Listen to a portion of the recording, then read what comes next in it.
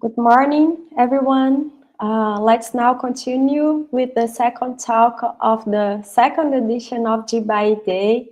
For those of you who had just joined us, I am Marcela Mendes, professor in the graduate program in genetics and plant breeding of the School of Agronomy of University of Goiás.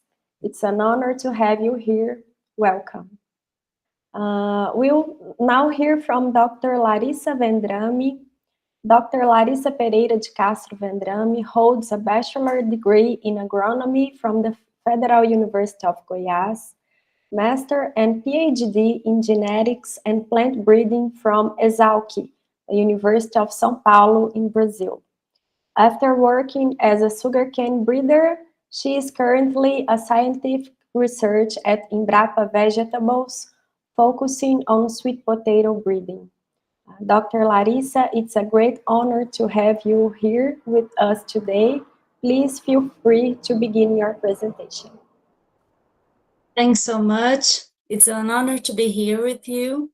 As a former undergrad student of Federal University of Goiás for agronomy school, it's always an honor to participate in these events.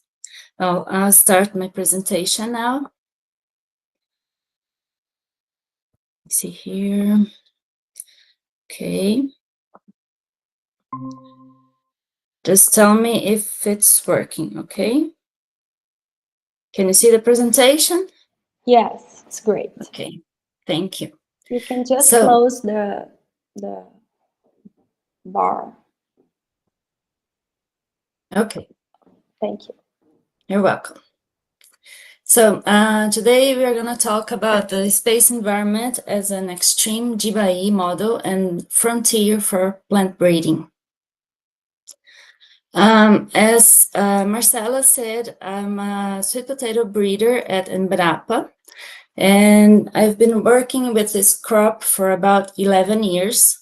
And I've been able to know sweet potato production in Brazil from north to south. It's a very resilient crop, but we have different scenarios in Brazil, different producers profile, small producers, large-scale producers, regional demands and exporting demands, and all of these different characteristics makes the breeding program really challenging. And besides yield production, short cycle, root quality, and shape, and also composition, only for fresh market and industry processing, we also have demands on environmental conditions, such as these heat waves that have been challenging Brazil producers, and also the what we call veranico here in Brazil, which is a dry period during the rainy season, and which make shortages in the production. So producers call me, they send me messages, and what's happening with my sweet potato field? I can see only small roots, and they're not growing, they're not developing, and sometimes they produce these fibrous roots. We call them pencil roots, which are an stress response of the plant. So even though it's a resilient crop, it has big challenges too. And in this scenario, I've been invited by Brazilian Space Farming Network to be part of it, and because sweet potato has been chosen as one of the model crops. Why was that? Because it's a very important energy source with vitamin A, C, fiber, and it produces important bioactive compounds such as anthocyanins and beta-carotenes, anthocyanins are antioxidants, which are very important for astronauts, which are exposed to radiation, and carotenoids are important for vitamin A production. So besides that, sweet potato is a short growing cycle crop, and it's easy to manage, and we can, just a second. We can use the whole plant, not only the roots, the storage roots, but also the leaves. We can make different dishes from the meats.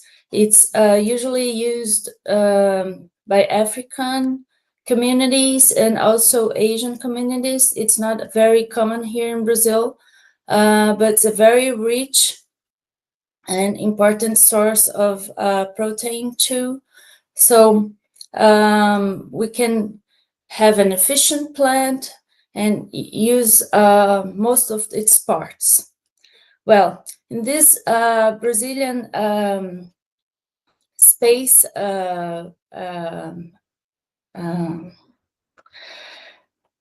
network, Brazil has been signing the Artemis Accords, and Brazilian Space Agency invited Embrapa to participate in the development of research. And with that, this group of Brazilian researchers was created with about 51 researchers. And in this group, we had the invitation of one of the professors from Winston-Salem State University, Professor Rafael Loureiro, invited us to participate in this suborbital flight. But why a suborbital flight as an important experiment for us? Well, space provides an unparalleled genotype-by-environment scenario. The conditions of microgravity and cosmic radiation are extreme stressors, and it offers insights into molecular mechanisms under stress beyond terrestrial extremes. So the NS-31 from Blue Origin, which was tripulated by Sanchez, Bow, Flynn, Kate Perry, King, and Nguyen, had our experiment with them. And Aisha Bow was the person responsible to conduct the experiment during the flight. And which was the objectives: to investigate the microgravity-induced molecular responses in Ipomoea batatas cultivar Covington, and evaluate the radiation-induced genetic and physiological changes in Cicer Argentium cultivar BRS Aleppo, and to identify stress-responsive genes with potential for cross-crop utility. Well, and how was the experimental setup for sweet potato? We had the seedlings from cultivar Covington, which was released by North Carolina State University in 2005. It's a great cultivar, sweet potato cultivar, and we had them available for the flight. And the seedlings were inserted in this bioserve fluid processing apparatus, which is a tube with different compartments. In one of the compartments, we have this RNA later mid-flight fixation fluid, which permits the fixation of the plant, and which enable us to make multi-omics analysis and make the comparison with the ground control. So we had this 3 FPAs in microgravity in the flight, and the same as ground controls. And when you fixate the plant in this condition of microgravity, you can compare the two types of plants that was used in the experiment. So the target was the seedling stage of Ipomoea batatas, cultivar Compton, as I've told you. And here on the left, you can see the apparatus utilized. And how did this flight work? Well, New Shepard 31 had about 11 minutes of flight. The first part of the flight is the phase where it goes up, and then it goes through the Kármán line above 100 kilometers. And when the capsule goes away from the rocket, and it stayed for about 4.8 minutes in microgravity, and then it comes down. In this period of microgravity, only 4.8 minutes. Is this really enough to study this stress? That's a question I've been asked. And yes, it's enough. 2 minutes of microgravity is enough to make changes in gene expression. So yes, it's enough, and it has been studied in other plant species such as Arabidopsis thaliana, and some genes have been altered. So here in the left, you can see Aisha Bow, which is a aerospace engineer, and she conducted the experiment in the flight, and she has the FPAs on her hand, the ones that stayed on the ground and the one that went on the flight.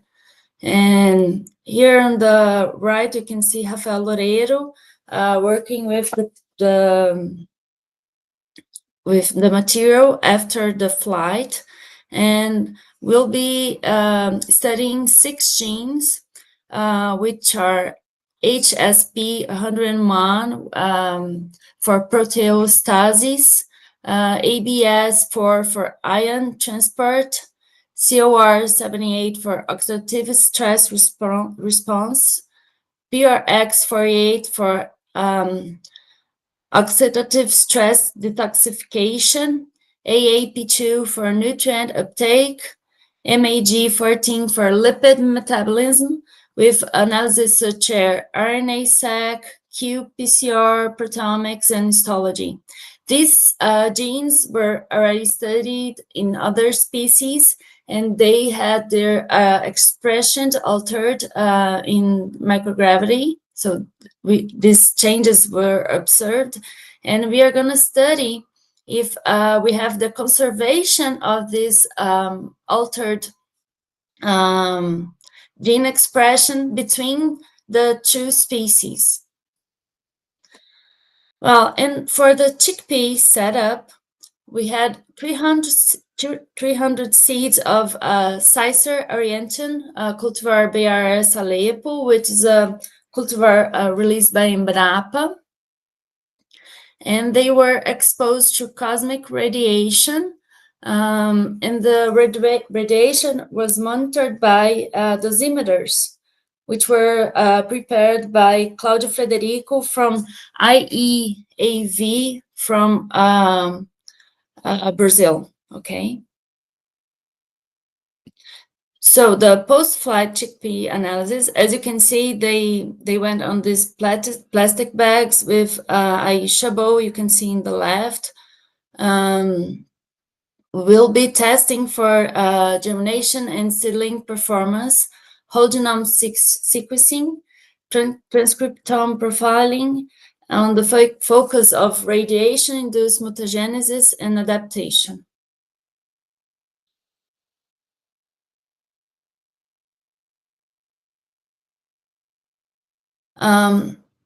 Which are the genotype-by-environment insights from the spaceflight?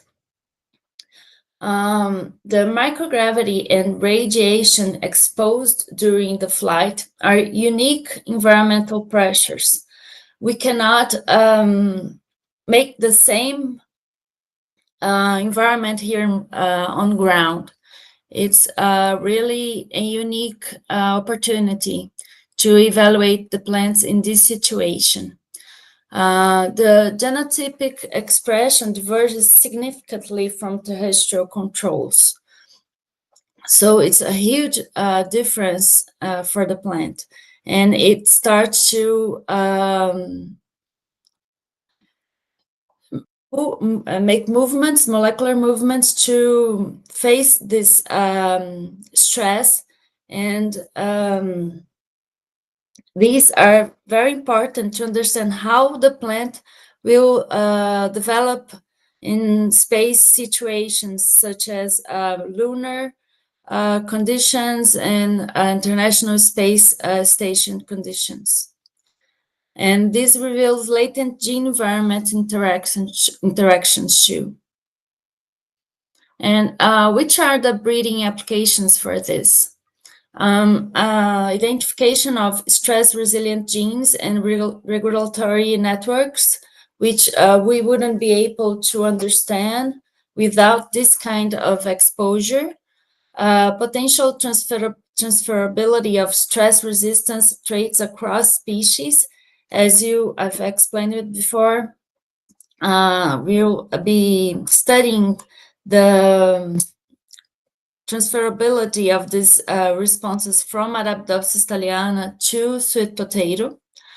And it also supports crop optimization for space and extreme terrestrial environments.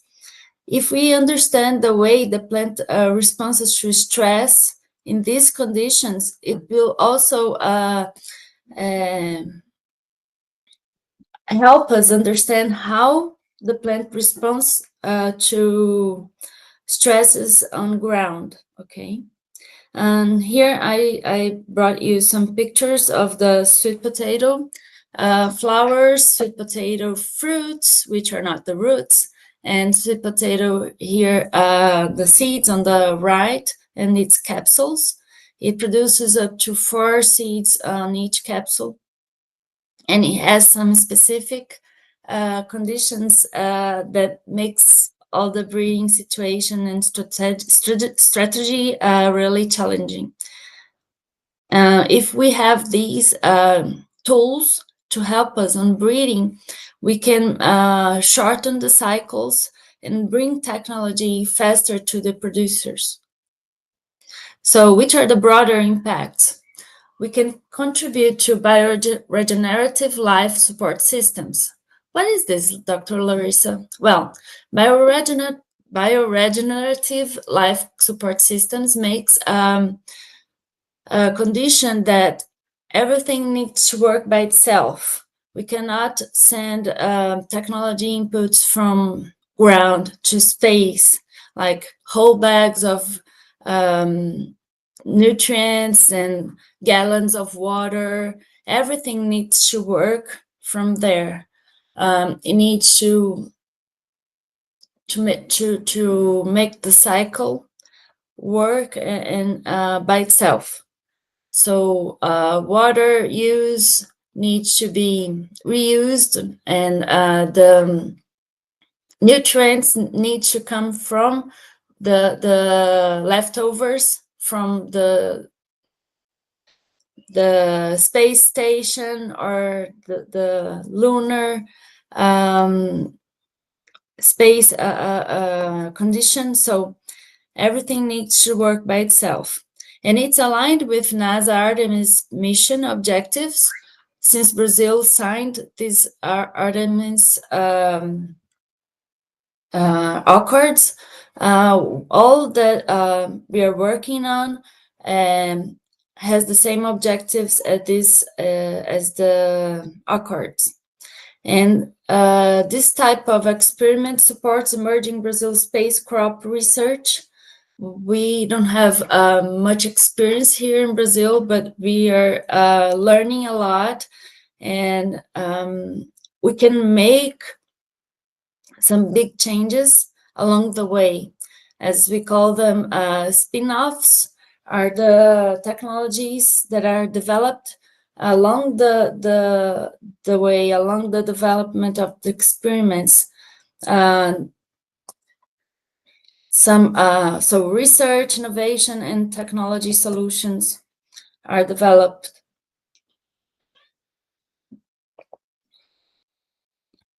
And for conclusion, as of this experiment, spaceflight provides a high-intensity genotype-by-environment testing ground. It permits the advances on our understanding of genotype plasticity and opens new frontiers of resilient crop development. As you can see here on the left, we have cultivar BRS Anembé. It's a sweet potato cultivar from Brazil with high anthocyanin content, so it has proper fleshed roots. And this is the kind of cultivar that we are intending to work on this network. And you can see on the bottom of left the cooked roots and the difference between the cultivars and the potential it has of different kinds of uses. And here on the right, cultivar Aleppo. This is the group that participated on this experiment. And so here on the top right, you have Aisha Bow, the aerospace engineer that conducted the experiment on the flight. You have Rodrigo Leonardi, which is a Brazilian space agency researcher. And below him, you have Paulo Ercílio from EuGeM. And coming to the left, you have Paulo Suinaga, which is the Chickpea researcher, breeder. And there's me and Carlos Rota from USP. And Jennifer Lopez, she's not a singer. She's a National Geographic explorer. And she also has a company called Odyssey Space. And she works with these networks to make these experiments happen. And on top of her, there's Rafael Loureiro, which is the professor of Winston-Salem State University, and then Wagner Vendrame from University of Florida, Alessandra Favero, which is the leader of Brazilian Space Farming Network, and Claudio from IEV from Brazil. And we will be presenting this abstract on the International Astronautical Congress in September about the experiment conducted, sweet potato and chickpeas experiments from NS-31 suborbital flight. And acknowledgements to NASA Artemis program, Biosurf Space Technologies, Space Farming Brazil Network, National Geographic, Embrapa, Aisha Bow, EuGeM, Winston-Salem State University, University of Florida, IEAV, which is the Department of Aerospace Science and Technology of Brazil, Brazilian Space Agency from the Ministry of Science and Technology. None is done alone, right? We have a huge network and collaboration partnership between different institutions. And along with that, we are studying space analog environments. Since it's a very expensive experiment and it's not very easy to be invited to send an experiment like this. We are also studying analog environments, which permits us to develop experiments trying to mimic the way these stresses are performed on space. So we are now studying the adaptation of sweet potato cultivar BRS Anhembe to Mars Farm and Vivo Sun greenhouses. Here on the left, you have Mars Farm at University of Unirio with Professor Camila Patrese. This is being done for future simulation of lunar soil substrate, which call them lunar regolith. And this is done to understand the way this species will develop in these conditions. So it's really different from our soil, and the nutrients are not as available as we have here. So it's a really stressful condition for the plant. And we can learn how each species will develop in this condition and try to develop more resilient cultivars to be cultivated in lunar surface, for example. And we're also studying an analog environment with Clinostat conditions, which mimics the microgravity, with rotational simulation of microgravity on Earth. This is done with plant growth cabinets, as you see on the left, in controlled environment, and this plant growth cabinet is put on this rotational simulation gravity called the Clinostat. In this rotation is monitored with this gyroscope inside, and then the plant has the perception of altered gravity inside it. Here you can see the Clinostat at ESALQ-USP. This experiment is with partnership with Professor Paulo Ercílio Rodrigues from the horticultural department. And this enables us to make comparative transcriptomic and anatomical analysis, study the effects of microgravity on various aspects of plant physiology, including gene expression, cell structure, and hormone levels.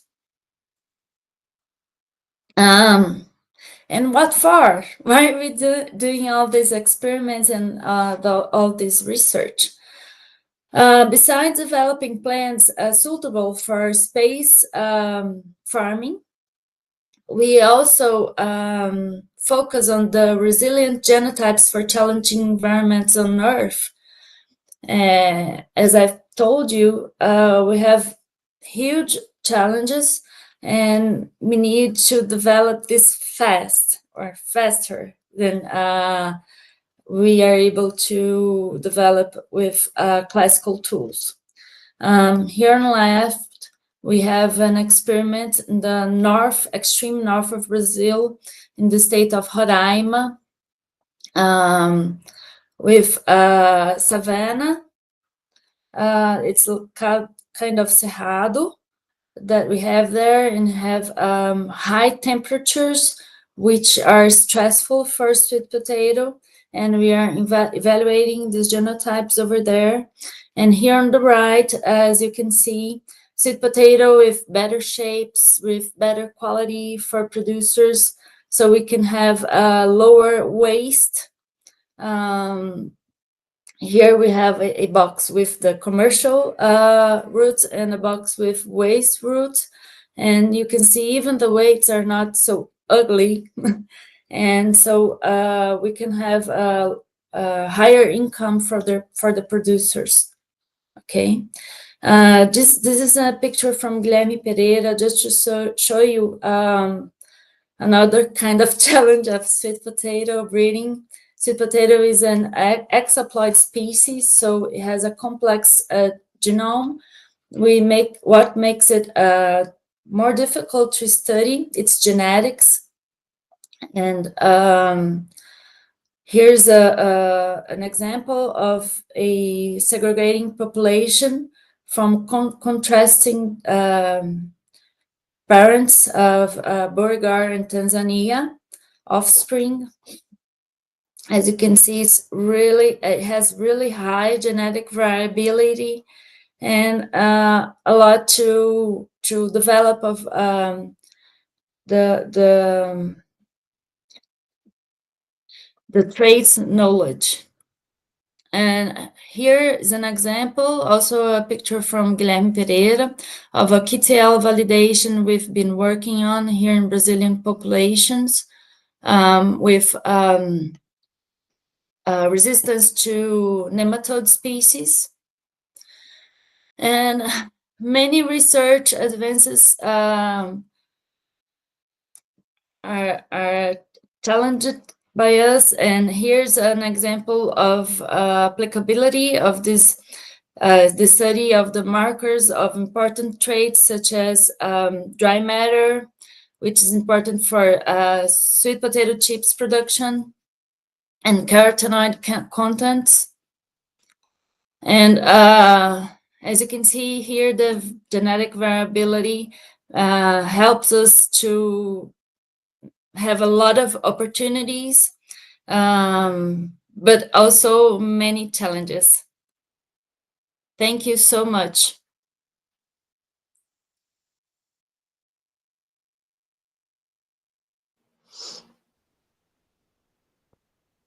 Thank you, Dr. Larissa. It was a great presentation. We had around 140 viewers during your presentation, and we have some questions. Is that okay? Okay. The first question is from Rondanini Deborah Paula. Thanks. It's really interesting.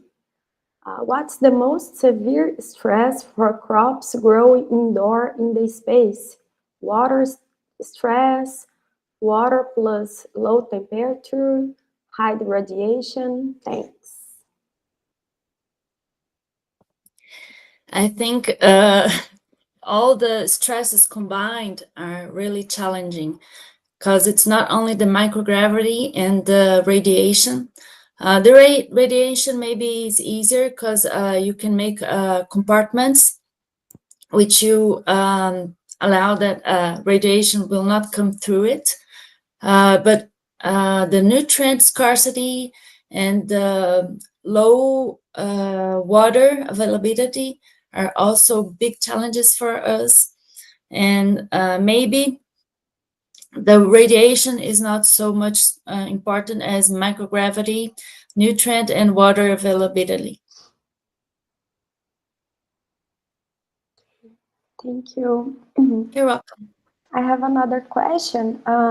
Given the constraints of growing plants in space, such as limited volume, altered atmosphere composition, and radiation, what selection criteria or trait prioritization strategies do you think we should use for breeding cultivars adapted to agriculture?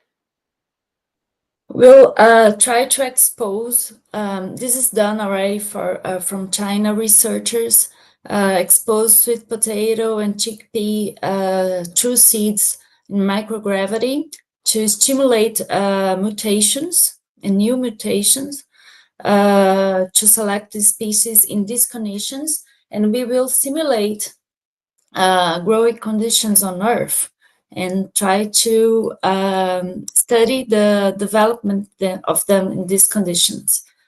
So we have this space breeding group inside the network, and also the space farming group that will manage this conditions, so we can test the selected plants and genotypes on this kind of conditions, simulating the conditions on space.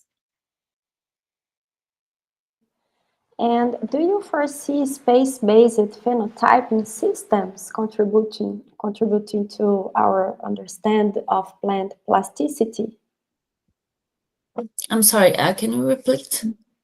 If you do you foresee space-based phenotyping system, specific phenotyping systems in space, to contribute to our understanding of plant plasticity? Well, I think so. We make broader opportunities to study the genotypes, and then we can develop knowledge, scientific knowledge that we wouldn't able to develop only with the conditions we have here. And considering the theme of this event, GBI interaction, how do you think we should use GBI interaction in such systems? Would you say that gravity represents a new microenvironment within multi-environment trials for genotype evaluation? Repeat, please, the question, please. I think that I want to say that how we should consider the GBI interaction in the data we have in space. Maybe we could use microgravity as a new environment. I don't know. I need to think about that question. And it's really everything so new, and yeah, we still have a long way to go, and many to learn from it. So yeah, good question. I need to think more about that. We are here today to discuss GBI interaction, and we have so many things to study in controlled and no conditions. So you can imagine in such a study in the space. So I think we don't know yet what we will have. Oh yeah. Even studying sweet potato in different environments in Brazil, we've been evaluating the advanced genotypes from the breeding program from north to south of Brazil, and we see huge genotype-by-environment interactions. And with this information, we already are studying different ways of and strategies for our breeding program because of these interactions observed. So it's really challenging, and in space, I think it's gonna be more challenging too. For sure. And I have a curious, how was the criteria to choose the species that would be sent? Why sweet potato? Well, they're a short growing cycle. This is the first one. The other things that they're easy to manage, and they can be grown on vertical systems. And yeah, probably we'll have like indoor systems to produce these plants, and they must be able to develop in these conditions. And sweet potato is an energy source, and you can also use the leaves. So while growing the storage roots, you can cut the leaves and prepare different dishes with them. It's an opportunity for here in Brazil, so we could use in different conditions, since it's a resilient vegetable, more resilient than the other ones like lettuce and carrots, which are from subtropical origin, from the Mediterranean region. So in some conditions in Brazil, in the north and northeast, it's not very easy to produce these kinds of vegetables.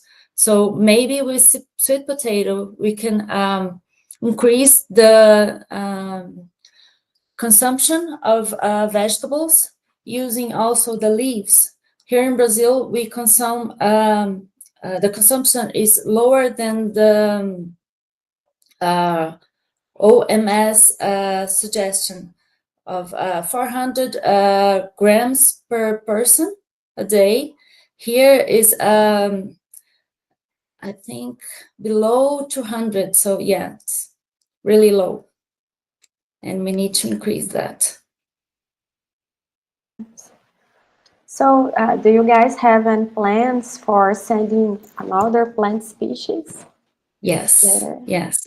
These are the two plant models in the beginning, but afterwards, other kinds of plants will be studied too.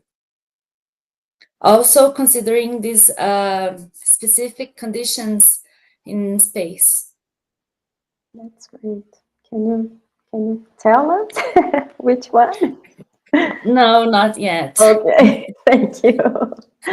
Yeah, I understand. Thank you so much. You're welcome. Dr. Larissa, thank you so much for your lecture. I think we all had the perspective on the challenges and innovations in plant science.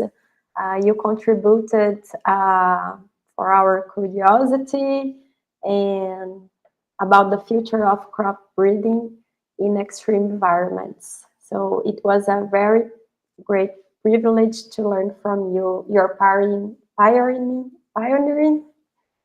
research. Thank you so much.